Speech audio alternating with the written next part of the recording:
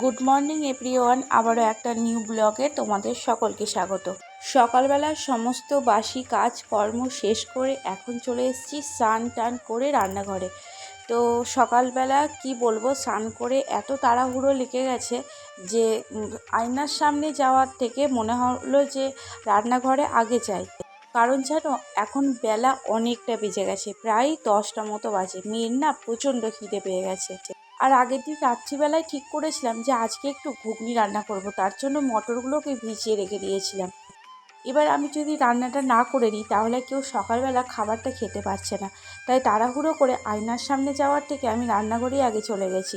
ওখানে গিয়ে আলুগুলো আর মটরগুলোকে সেদ্ধ করতে দিয়ে তারপরে চলে এসেছিলাম আয়নার সামনে। তো এখানে আমি একটু সিঁদুর মাথাটা আঁচড়ে নিলাম, তারপরে আবার চলে এলাম এখানে। ততক্ষণ মটর আলুটা আমার সিদ্ধ হয়ে গিয়েছিলো। হাতে সময় ছিল অনেকটা কম, কারণ প্রায় 10টা বেজে গিয়েছিল। সেই জন্য একটু তাড়াহুড়োর মধ্যেই ভাবলাম ঘুগনিটা রান্না করা যাক।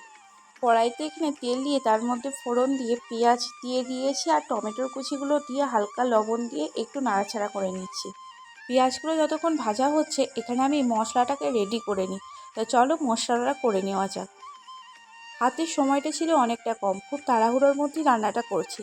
সেই জন্যই আলু আর মটরগুলোকে একসঙ্গে প্রেসারে সিদ্ধ করতে আগেই দিয়ে দিয়েছিলাম। দেখো এখানে মশলাটা আমার বাটা হয়ে গেছে, তার মধ্যে আমি দিয়ে মশলাটাকে একটু ভেজে নিলাম। মশলাটা প্রায় ভাজা কমপ্লিট। দেখো মটর আর আলুটাকে আমি প্রেসার থেকে খুলে নিয়ে তার মধ্যে আমি দিয়ে দিলাম। যখন হাতে সময় থাকবে না, এরকমভাবে চটজলদিভাবে রান্নাটা করে দেখো, কিন্তু খুবই সুন্দর হয়।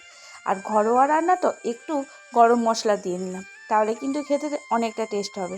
দেখো প্রায় আমার হয়ে গেছে, আর একটু ফুটতে দেবো, কারণ একটু জল দিয়েছিলাম, জলটা একটু মরতে সময় লাগবে। এদিকে আমার ঘুগনিটা হয়ে গেছে। দেখো আমি এবার ঘুগনিটাকে নামিয়ে নেব। ঘুগনিটা খেতে সত্যি খুব সুন্দর হয়েছিল। দেখো এরকম মাখো মাখোভাবে হয়েছে। ঘরটা দেখছো, এই ঘরটা না অনেক দিন ধরেই ভাবছি যে একটু গুছিয়ে রাখবো, তো অনেক দিন ধরে গোছানো হচ্ছে না। আমি ওদিকে মেয়েদের খেতে দিয়ে দিলাম, তারপরে এই ঘরটার এখানটা একটু পরিষ্কার করে নেব। যেহেতু হাতে আজকে সময়টা একটু বেশি ছিল, কারণ সকালবেলা এখন প্রায় 10টা বাজে আর এখনকার জলখাবারটা খাওয়া হয়ে গেল, তাহলে একটু নিশ্চিন্তে থাকা গেল। দুপুরের খাবার রান্না করতে অনেকটা দেরি হবে, তো ভাবলাম এই ঘরটাকে একটু পরিষ্কার করে খাটের মধ্যে জামা কাপড়গুলো দেখছো না, যতক্ষণ কাচাকুচিগুলো করা হয়েছিল ততদিন এখানেই গাদা করে রাখা হয়েছে। এগুলোকে আর সুন্দরভাবে ভাঁজ করে রাখা হয়নি তার নির্দিষ্ট জায়গায়। শরীর আর কি বয়নি, যেটা হয় আর কি, কাজ করতে করতে এতটাই ক্লান্ত হয়ে গেছি, মনে হয় যে আজ করব কাল করব করে এখানেই পড়ে আছে সেগুলো। একটু সুন্দরভাবে ঝাঁট দিয়ে নিলাম। আর এদিকে দেখো গরুর বাছুর হচ্ছে। দেখো বাচ্চা দেবে, তার জন্য দেখো অনেকে ধরে এখানে ঠিকঠাকভাবে বার করে না। আরে দেখো প্রসব করা হয়ে গেছে। আর আমি চলে এসেছি আবার ঠাকুর ঘরে। এখানে যে পুরনো ফুলগুলো ছিল সেগুলোকে ভালো করে নাপিয়ে নিয়ে ঘরটাকে ভালো করে পরিষ্কার করে নেব।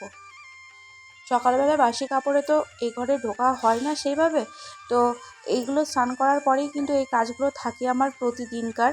তো সেটাই আমি স্নান করার পরেই কিন্তু প্রতিদিন কাজগুলো করে নিই। ঘরটার মোছা কমপ্লিট হয়ে গেল। এবার আমি গাছে কতগুলো ফুল হয়েছে আমি সেটাই ভয়েসে বলছিলাম। তো গাছে এত সুন্দর ফুল ফুটে আছে, সেগুলোই তোমাদের সঙ্গে শেয়ার করি চলো। দেখো এটা হচ্ছে নীল অপরাজিতা, অর্থাৎ মানে নীলকণ্ঠ যেটাকে বলে। আর দেখো এত সুন্দর গাছে হয়ে আছে, খুব সুন্দর লাগছে। এখানে গাছটা ঝোপলাও মতো হয়েছে। আর এটা হচ্ছে কি কি ফুল বলো তো, এটা হচ্ছে হলুদ কলকে ফুল। খুব সুন্দর আর খুব সেন্ট, কিন্তু আমার বেশ ভালো লাগে ফুলটা। দেখো ফুলগুলোকে আমি তুলে নিচ্ছি, এক হাতে ফোন আর এক হাতে ফুলগুলো তুলছি, তার জন্য হাতে বেশি জায়গা ধরছে না। আর ফুলের সাজিটাও নিয়ে আসা হয়নি, তো যতগুলো হাতে ধরলো ততগুলোই তুলে নিলাম ফুলগুলো। দেখো কি সুন্দর লাগছে। দেখো আমি এখানে রেখে দিলাম ফুলগুলো। আর ওই দেখো যে একটু আগে যে বাছুরটা দিল, সেই বাছুরটা দেখো এখন দাঁড়াতে শিখে গেছে। আর দেখো কি সুন্দরভাবে হাঁটাচলা করছে। ও মানে দেখেই আশ্চর্য লাগে না, একটা মানুষের বাচ্চা আছে জন্মানোর পরে প্রায় একটা বছর লেগে যায়, প্রায় 9টা মাস লেগে যায় তার হাঁটতে চলতে দাঁড়াতে। আর এরকম অবলা জীবরা যাদের মারা দুটো হাত দিয়ে তাদেরকে জড়িয়ে ধরতে পারবে না, এতটাও ভালোবাসা এতটাও যত্ন দিতে পারবে না, তো ভগবান হয়তো সেইভাবেই সৃষ্টি করে এদেরকে। দেখো কি সুন্দরভাবে হাঁটছে।